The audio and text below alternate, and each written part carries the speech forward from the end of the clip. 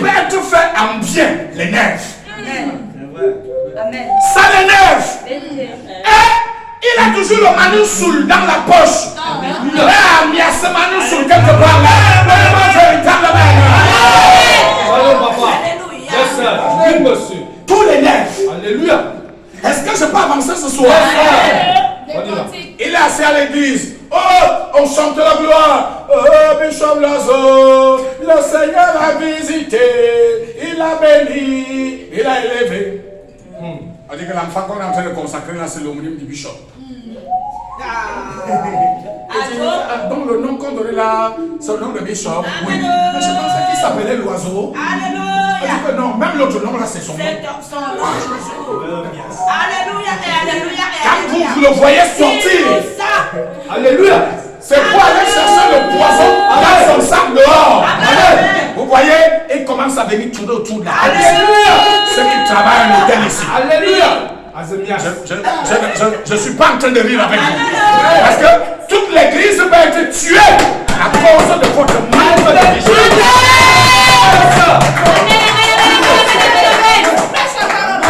Donnez-moi un véritable amen. On est de la méchanceté. Dis-nous ça. Vérité de Jésus. Prenez garde. Oh Seigneur. Et le verset que vous êtes toujours en train de citer, le Seigneur lui-même dit aimez-vous les uns les autres comme je vous ai aimé. Je suis d'accord. Mais dans l'amour, il dit soyez prudents comme les serpents et sages comme des colombes. Vous savez ce que ça veut dire la colombe? La sagesse. Ça veut dire, la colombe se pose sur une branche. Bon, si elle voit que la branche est en train de dandiner, elle guette d'abord s'il y a une autre branche à côté. Si elle suit seulement, elle est partie. Oui. Amen. Donnez-moi un véritable amen. Amen. Bien-aimé, Oh. le poison circule. Nous savons dernièrement le nombre de morts qu'il y a eu dans un mariage à Mayo. Dans notre pays ici. Là, Angousso, elle est venue d'Europe pour assister au mariage de sa soeur. Elle a été empoisonnée pendant la réception. Elle est morte enterrée. Frère, pourquoi? Parce que il y a des gens, vous pouvez lui donner terre et ciel, ça ne lui dira rien. Il n'a de satisfaction que lorsqu'il a accompli les plans macabres de la méchanceté qui est établie en elle, en tant que personne à vie éternelle. Alléluia. C'est comme ça que ça fonctionne. Alléluia. C'est-à-dire, la personne est l'incarnation, le disciple vivant de Lucifer, et la méchanceté est tellement établie en elle qu'elle n'a de satisfaction que lorsqu'elle pose des actes de méchanceté. Amen. J'ai bien vu ça. Je vous ai dit, j'ai vu de toutes les couleurs. Il y a tellement de témoignages que je peux commencer à vous rendre ce soir. Vous n'allez pas comprendre de quoi il est question. Alléluia. Amen. Donnez-moi un véritable amen. Amen. Dis encore amen. Amen. Yes, sir. Bien-aimé, c'est une réalité dans le monde dans lequel nous nous trouvons. Je vous ai raconté une histoire ici une fois que j'ai eu avec un agent de la Camboire de Balmayo. Il y a des années, la Camboire était encore la CDE. Mon épouse accouche. On se lève au matin, il n'y a pas de l'eau dans la villa où j'habitais. Comme le compteur était très éloigné de la maison, et il était à proximité d'une route, à un endroit où il y avait un petit stade où des enfants jouaient, il n'était pas évident. Je suis donc arrivé là-bas et j'ai trouvé que le tuyau était cassé. Et l'eau avait coulé au sol toute la nuit. Je suis allé voir le chef d'agence de Malmayo. J'ai sollicité non seulement qu'on vienne régler le problème du tuyau, mais également qu'on déplace le compteur et qu'on le mette à l'intérieur du camp pour que ce genre de surprise prenne fin. Parce que les enfants ont fini par casser parce que les tuyaux étaient saillants sur le sol. Elle m'a demandé d'aller payer 40 000 francs, j'ai payé. Elle a délégué 2 agents pour qu'ils déplacent le compteur le même jour. Elle m'a dit que la facture allait sortir avec un montant très grand parce que le tuyau s'était cassé. Après le compteur, elle doit avoir tourné toute la nuit. J'ai directement écrit pour demander un moratoire au niveau des paiements. Enfin, je suis rentré à la maison. 2 ou 3 jours après, l'agent de la CDE est arrivé. Et il a dit que lui ne pouvait pas entendre l'autre là parce qu'il n'a pas été informé d'une telle opération. Et que sur place, il allait démonter mon compteur pour y aller avec. Je lui ai demandé, c'est toi le chef d'agence? Non. Tu es venu ici pour déposer la facture? Non? Oui. Donc tu vas arriver mon compteur pour aller avec? Oui. Pour que mon épouse aille chercher l'eau puis pour laver les habits de mon enfant? Oui. Bon, maintenant, est-ce que tu vas traverser ce portail étant vivant ou étant mort? C'est la réponse que je veux que tu me donnes. Parce que tu vas me servir la méchanceté, mais je vais te servir le grand frère de la méchanceté. Parce que ça se termine toujours par la mort. Voyez-vous? C'est-à-dire, quand vous entendez que des gens posent des crimes, je vous le dis devant Dieu, j'allais faire un crime ce matin-là. Et il n'était pas en train de blaguer. Je lui ai présenté tous les papiers. Le papier qu'elle avait signé pour qu'on me déplace le compteur. Le moratoire que j'avais réclamé et le document qu'elle avait signé. Le monsieur a dit qu'il ne bougeait pas d'1 centimètre.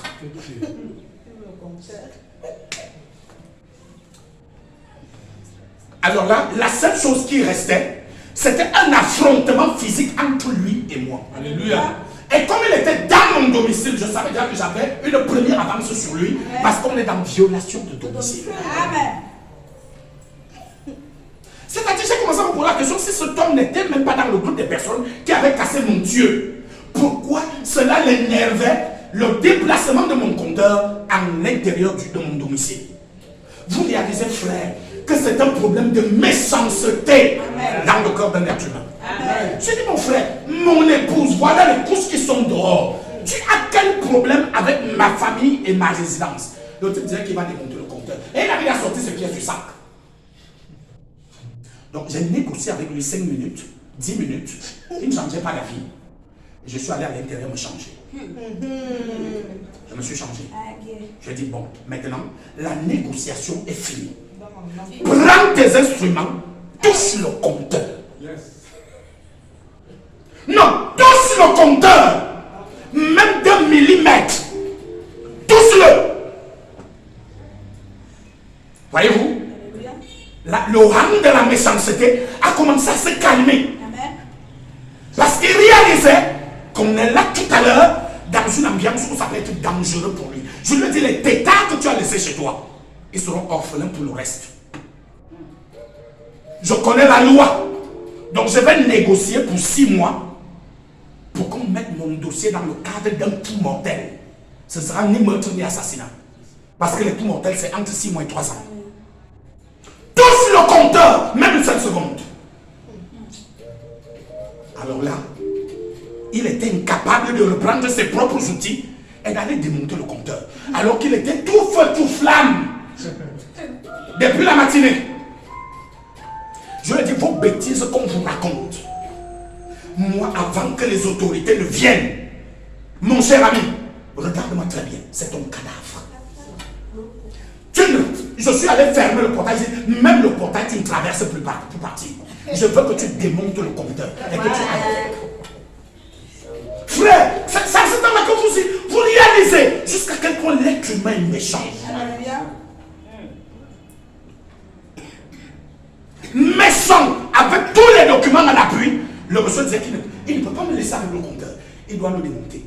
Mais le comble, c'est que j'ai refait 3 ans à cet endroit. Ce monsieur venait déposer des factures, il n'a plus jamais enlevé le compteur. Je prends cet exemple pour vous dire que si j'étais dans une situation de faux, on l'aurait donc envoyé légalement pour venir enlever le compteur. Mais j'ai refait 3 ans dans ce camp. Cet homme n'est plus jamais replacé, sinon pour déposer les factures. Le même homme. Je lui avais donné une interdiction ce jour-là. Que mon mission se rencontre même en route à Malmayo. Si tu te mets face à moi, Non, il n'y a rien à faire, je règle ton compte sur le champ. Je dis, vos bêtises que vous faites, c'est moi. Quand tu arrives ici, j'ai un temps où je négocie et un temps où j'arrête de négocier. Amen. Si tu veux mourir, je t'aide donc à mourir. Amen. Vous voyez, au nom de la méchanceté, je lui ai dit, les gens de ces toits sont encore en paix. Parce que tu es là, maillot en train de te débrouiller. Le jour que tu mettras pied, c'est toi que la retraite est arrivée, tout le monde devra déménager. Sur la base de cette méchanceté que tu développes là. Voyez-vous? Un autre jour, je ne sais pas, on se rentrait peut-être à une intervention à Montgomery, je ne sais plus où, à la barrière des cocos. Nous sommes dans la voiture et il y a une grande ligne qui est sur le côté qui monte du côté de Malmayo, l'autre côté est libre. Nous nous engageons donc sur ce côté-là. Je prends 500 francs, je remets au titre du péage. Un autre véhicule démarque en vitesse de l'autre côté là-bas. Il vient nous bloquer ici devant. Qu'on ne peut pas sortir pour continuer. Amen. Mon frère, tu venais de loin. Tu as vu que nous étions déjà engagés ici. Tu ne peux pas patienter 2 minutes pour nous faire, juste pour qu'on rabatte. On continue notre chemin. Tu continues dans ta route. Le type dit qu'il ne bouge pas. Ouais. Je suis descendu. Et je lui ai rappelé la même parole. C'est-à-dire la dimension de sorcellerie que tu développes ici. Sur une route qui ne t'appartient pas. C'est-à-dire que le jour où tu mettras pied chez toi, tout le monde devra fuir. Donnez-moi un véritable amen. Amen. À cause de quoi? Les élans de méchanceté. C'est-à-dire c'est des gens que si tu habites même chez lui, peut-être même manger, tu n'auras même pas. Amen. C'est-à-dire vous voyez comment quelqu'un incarne la méchanceté. Et on s'est tellement chauffé qu'il a été obligé d'entrer dans sa voiture et de rentrer en marche arrière pour nous faire passer. Amen. Voyez-vous? C'est-à-dire qu'on est dans un monde où il y a des gens, vous n'allez pas le changer, frère. Ils sont d'une méchanceté à nul autre pareil. Et tout ce qui peut se passer de bien dans votre vie va les énerver. Amen. Amen. Et ils attendront une petite occasion, une faute de votre part, un mauvais pas de votre part, pour rappeler au monde entier que vous n'êtes rien. Vous êtes encore tombé. Voilà la réalité du monde dans lequel nous nous trouvons. Et si vous ne faites pas attention, vous terminez avec du poison. Je préfère que mon corps aille à la mort en santé. Quand on rentre au ciel, pas que c'est le poison qui va détruire. Donnez-moi un véritable amen. Amen. Dis encore amen. Voilà la réalité du monde dans lequel nous nous trouvons. Bien mes frères et sœurs. C'est un monde où vous ne comprenez pas. Qu'est-ce qui énerve les gens? J'avais demandé à cet homme de la CDE, mon frère, c'est le volume de ma vie là qui t'énerve? C'est la beauté de ma femme qui t'énerve? Ou c'est le nombre d'enfants qui te font mal dans le cœur? On n'a pas de lien de parenté. Tu vas me couper l'eau sur quelle base? Bon, je lui ai dit, asseyez-vous, patientez une minute, je reviens. Il pensait que je partais chercher l'argent. Quand je suis venu, j'ai dit, mais qu'est-ce que tu fous sur ma chaise? Débouchez, monsieur. Maintenant, prenez vos outils, démontez le compteur. Démontez le compteur. Alléluia. Amen. Je dis, ce qui me fait du bien, c'est que tu m'as montré ton visage de Satan. Je le vois bien exprimé, je crois que c'est ce que je lui ai dit. Amen. Donc maintenant, Satan et Dieu vont de nouveau s'affronter. Et c'est ça une guerre où l'un d'entre nous va rester sur le carreau. Parce que tu ne peux pas couper le ici aujourd'hui. Voyez-vous? Le seul point sur lequel c'est accroché, monsieur, vous dites que je suis Satan. J'ai dit, ce n'est pas que vous êtes son représentant ou son fils, vous êtes son incarnation. Et votre visage le démontre. Je dis, prends les outils, démonte le compteur. Démonte le compteur parce que quand il la laisse courber, Dieu, frère, quand il la laisse courber, non, il la laisse allonger une fois. Non, il ne pouvait pas se relever. Parce que je voulais qu'il prenne les outils et qu'il se courbe vers le compteur. Ça allait être très beau ce matin-là. Et je vous le jure, quelles que soient les conséquences, je n'allais pas le regretter. Oui, monsieur. Parce que le seul regret que je voulais avoir dans mon cœur, c'était de le voir sortir avec mon compteur. Le monsieur voit les couches accrochées. Et là, la documentation en main, signée de son chef d'agence. Il dit qu'il ne bouge pas. Lui n'est pas au courant d'une telle opération. Mais mon ami, tu es obligé d'être au courant de tout. Vous voyez? Vous réalisez que cet homme, il est là pour faire de la méchanceté gratuitement, comme les gens disent au quartier. Et si vous avez une telle personne dans la famille, frère, ça, vous ne prenez pas les dispositions qui s'imposent, cette personne vous détruira. Amen. Elle vous détruira. Sans autre forme de procès. Je lui avais dit ce jour-là, ce n'est pas seulement moi que je vais sauver. Je vais sauver même les membres de ta famille. Courbe-toi, tu démontes le compteur. Courbe-toi.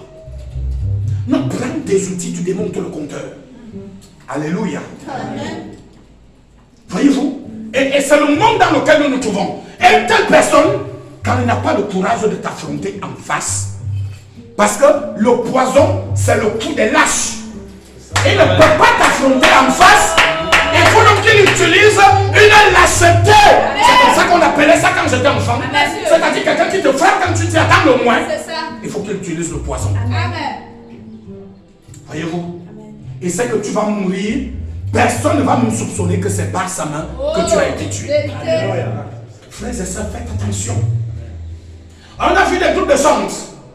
Comme on est en train de vous voir évoluer là. La présidente chante déjà très bien. Le frère Olivier, le petit prince joue au piano, c'est extraordinaire. Le petit prince est devenu un adorateur exceptionnel quand il prend le micro. On voit le frère Mathieu là-bas et la sœur Caroline qui sont des spécialistes de la louange.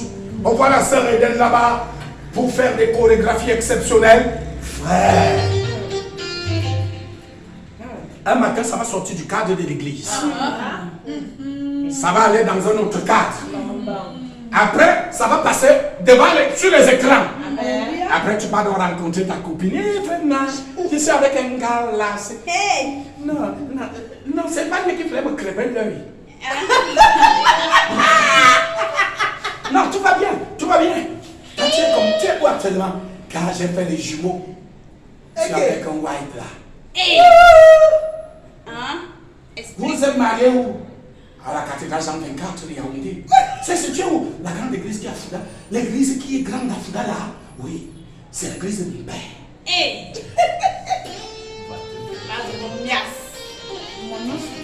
Tu connais notre copine qu'on appelait Andrea? Oui, je l'appelle. C'est elle qui est en train de m'appeler là. C'est le poison, elle va chercher. C'est le poison, elle va chercher. Amen. Pourquoi ne peut pas causer avec Andrea là où vous êtes assise? Elle se lève. C'est qu'elle passe se préparer. Yes. Que je vais donc te bombarder, te montrer. Frère, remarquez très bien dans nos familles et nos communautés, à chaque fois que vous êtes bénis, il y a certaines personnes qui posent souvent la question, ou certaines personnes ont même donné quoi à Dieu.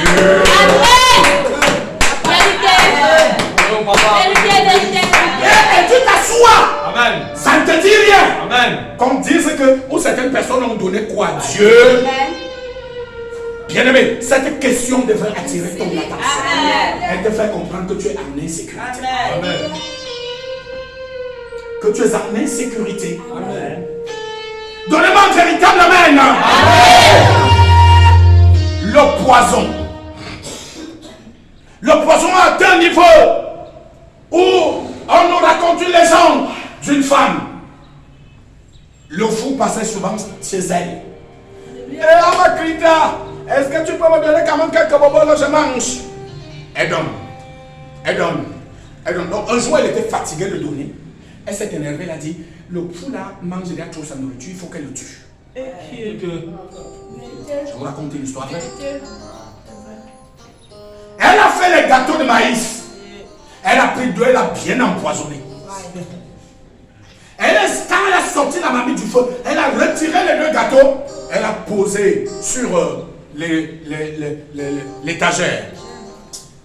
Et ça n'a pas tardé. Les fous sont habitués aux personnes qui les aiment et qui leur ont quelque chose à manger. Le fou a débarqué. Elle a pris les deux gâteaux de maïs, elle a remis au fou.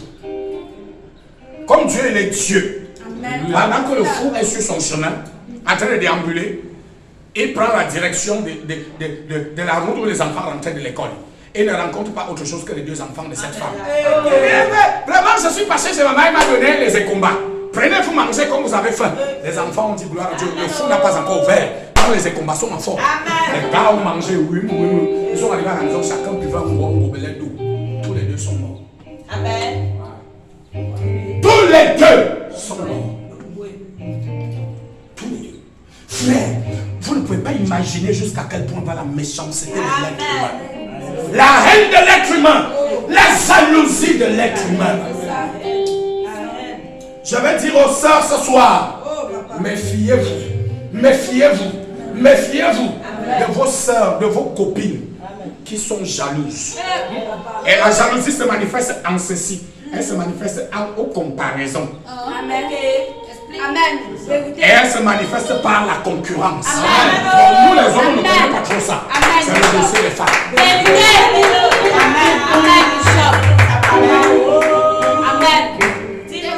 N'est-ce pas dimanche passé, la sœur Régine a porté une VI Wachowski. J'ai créé les marques. Je ne connais pas. Moi aussi, je dois porter le dimanche-ci une Wachowski de couleur noire. Elle avait la blanche. On est là dans les comparaisons. Parce que de ces comparaisons-là naîtra la concurrence. Et de cette concurrence-là, le démon qui viendra sur la scène, le démon là s'appelle la jalousie. Et il y aura un mauvais démon qui sortira de là. Et très souvent son nom c'est toujours jalousie.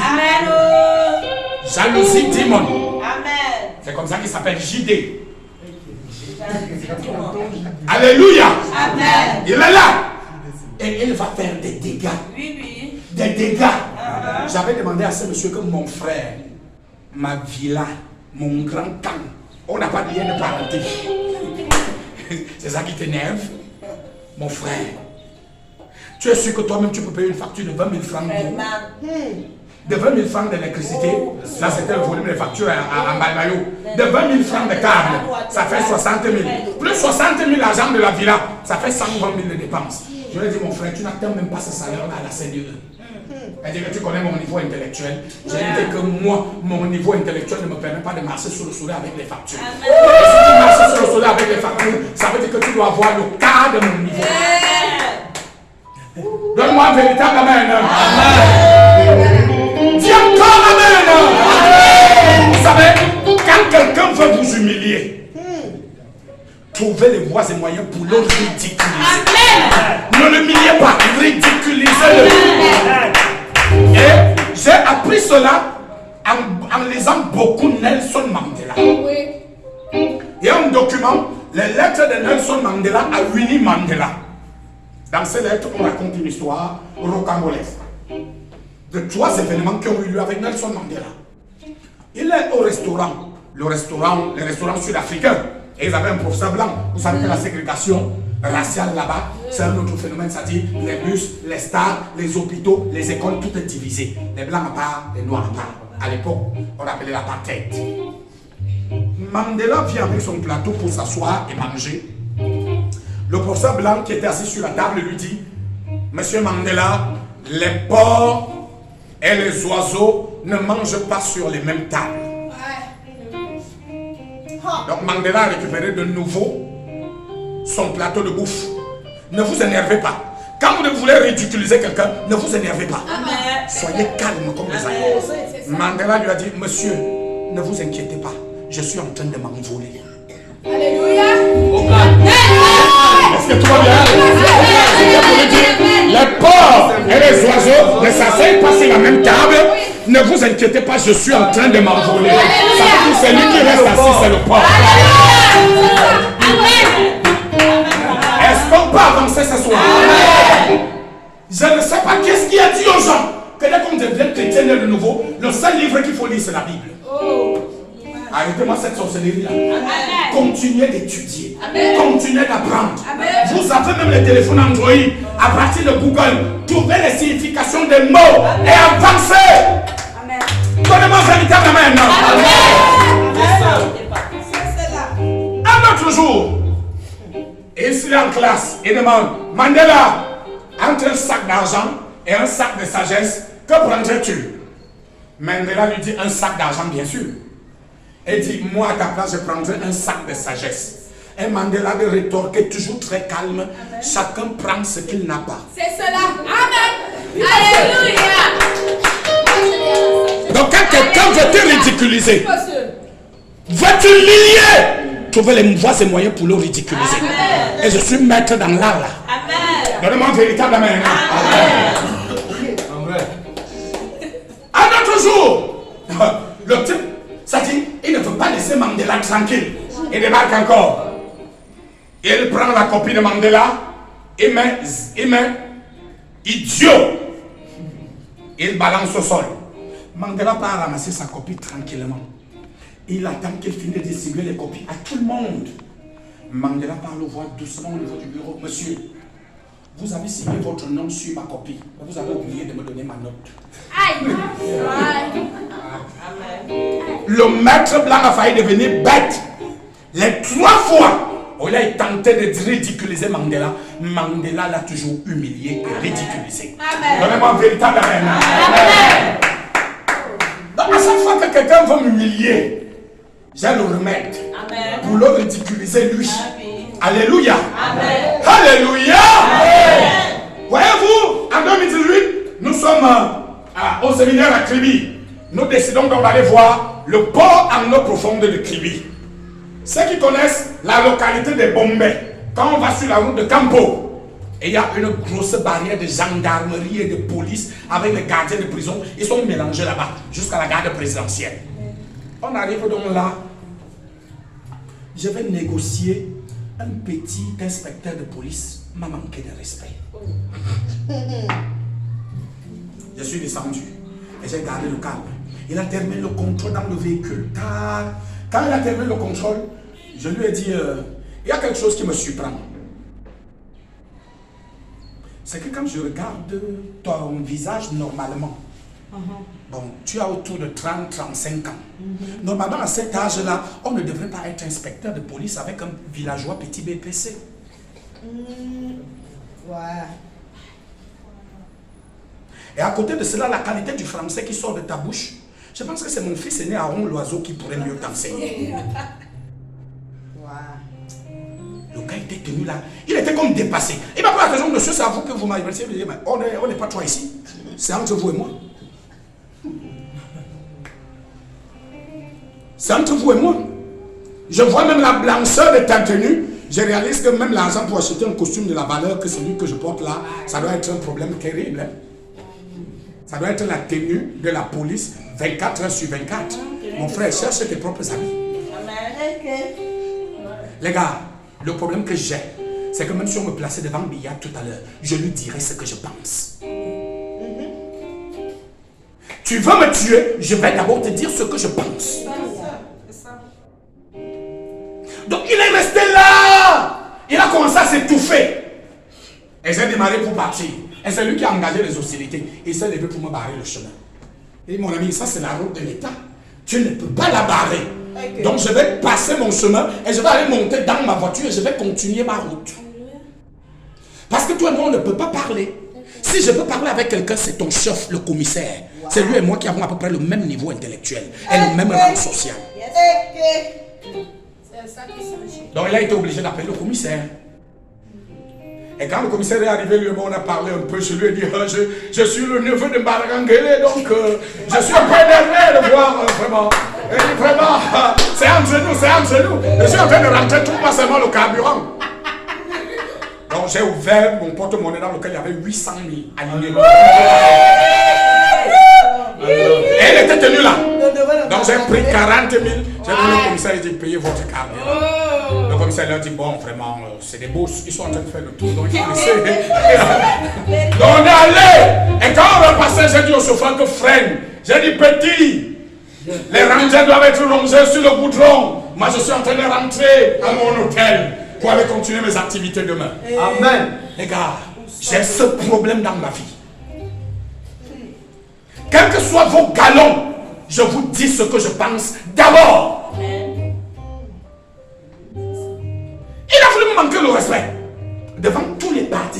séminaire, rassemblés dans des cars. Pour qu'on ait dit que le